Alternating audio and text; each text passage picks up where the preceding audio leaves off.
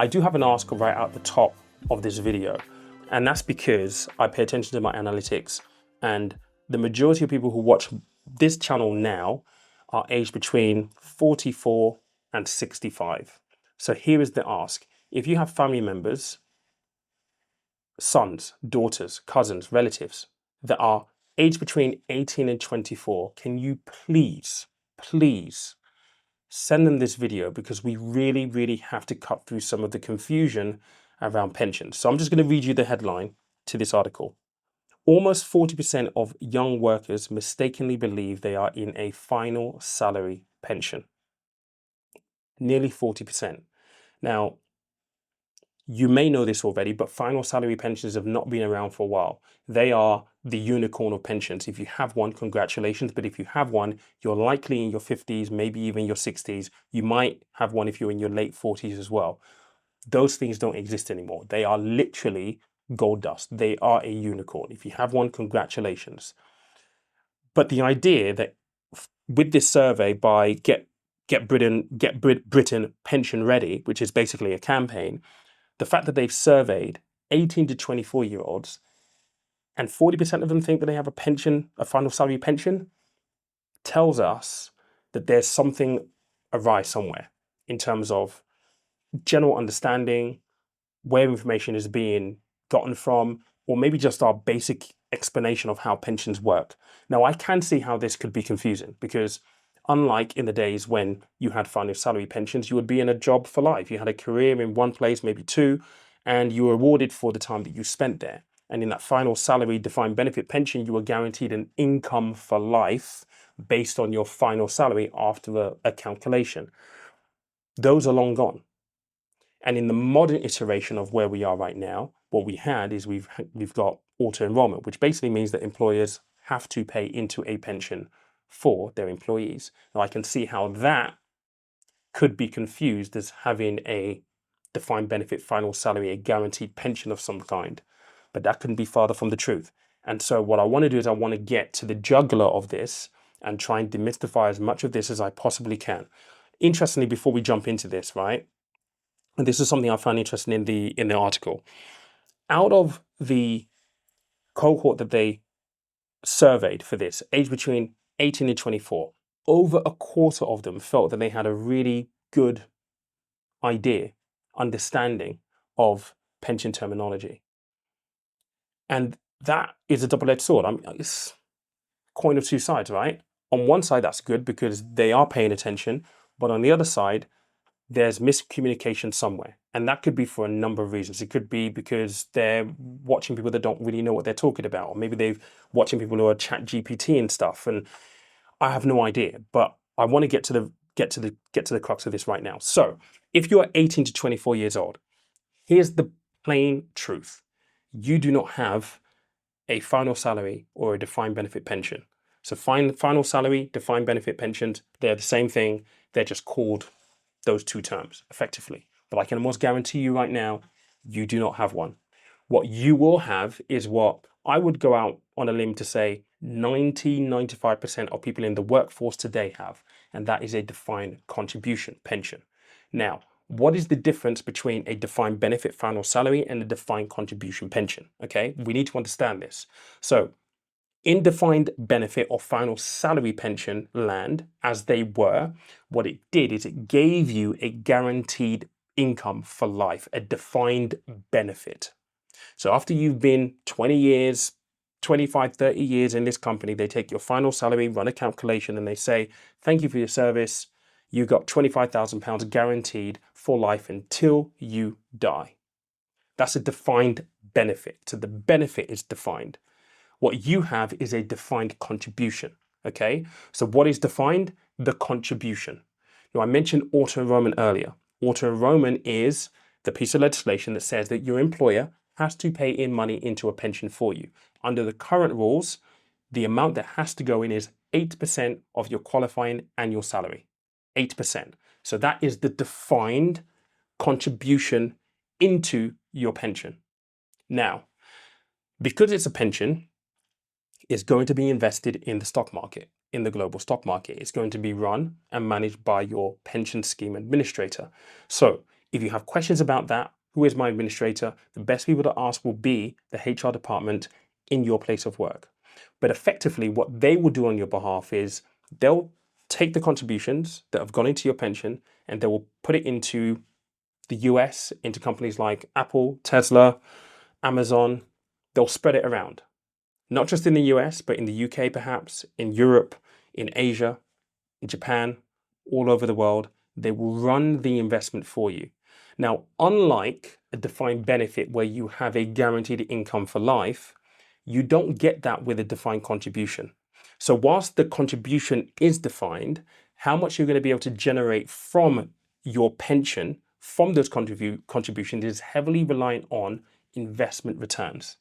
And this is why I always talk about starting early. If you're 18 to 24 years old right now in the workplace, this is your first job, it is a no-brainer to start putting money into your pension and taking advantage of auto-enrollment. Because ultimately, through your working career, you're going to have such a long time that you could, if you play your cards right, end up with a pension pot worth over £1 million. This is very much in the realm of possibility if you're in that age group of 18 to 24. But how much you're going to be able to generate from whatever amount you end up with in your pension is going to be dependent on investment market returns. And this is where we can start talking about, general markets and what you might expect. Look, if you go back over the history of the stock market, right from its inception, we know that over the long term, the stock market has always returned in positive territory. And whilst we can't look at past performance as an indication to what's going to happen in the future, what we can do is we can learn from past performance. People will often quote things like the S&P 500, talking about the fact that since the S&P 500 was founded, the average annual return has been between 10 and 11%. So that gives people a lot of confidence in the S&P 500. And if you are paying attention to finance content across all of social media, you probably would have heard about the S&P 500. The reason why it's so popular is because of its track record. It breeds confidence. And with your pension, that should be no different. The important thing to remember with your pension is obviously you can't access it until at the current point with current legislation as I make this video, age 55. That may move for you. You might be able to access it earlier. It might be a little bit later. We don't know just yet. But the important thing here is to realize that final salary pensions, defined benefit pensions, the old gold plate pension, that honestly, if you've got one, you're really, really lucky. Those things do not exist anymore for you. I don't even have one. And I wish that I did. Actually, I could have had one, but I didn't pay into it. And I forever kick myself for not paying into it. But I was never really given any guidance. It was never explained to me that my first job in financial services, if I paid into that pension, it was a defined benefit final salary pension. No one ever sat me down. It's part of the reason why I do what I do now on this channel, to kind of inform and educate. So if you're in the ages of 18 to 24, look, what I want to tell you is this. Number one, definitely make sure that you take advantage of auto-enrollment. It's free money from your employer. So the 8% that I mentioned earlier, it consists of two things. It consists of a 5% contribution from you and a 3% contribution from your employer. So 3% of your annual salary is coming from your boss, which means that it's free money. And then you're also going to get tax back from the government as well. It is free money. No one says no to free money. And if you are, you need to say yes. Like, you really need to say yes, like tomorrow. So please take advantage of your auto-enrollment. And please do this for me as well. Typically what happens is in your workplace pension scheme, please pay attention to this, it's really important. You will be just put in a default fund. You don't want that, okay? So the best thing you can do is go to your HR department and find out who your pension administrator is and just ask what options you have available, okay? Now, if you're in a default fund, which means that if you look at the investment portfolio, it isn't geared up to take a lot of risk. It's just going to have 50% in equities, probably 50% in bonds. At 18 to 24, that's not where you want to be. You want to be heavily in the equity side, which means that you're giving yourself the best chance for the money to grow as large as it possibly can over your working career. Now, within that, it's also worthwhile acknowledging that yes, you're going to have ups and downs because markets can be volatile, but trust me, you're not going to be able to touch the money for 30, 40 years anyway. You might as well have it working like a work dog for you, so you have a chance of hitting £1 million in your pension by the time you retire. And this does not mean that, during your working life that you can't be entrepreneurial, that you can't start your own business, that you can't dabble in things like Bitcoin or whatever it is that you might want to dabble in. No, this is just going to run in the background. That's all this is going to do. It's going to be your plan B, your safety net. And if you just carry on building that, trust me, you will thank yourself. You really, really will. So look, what else will I give you as a tip? Try if you can, and this is something I wish that someone told me and sat me down.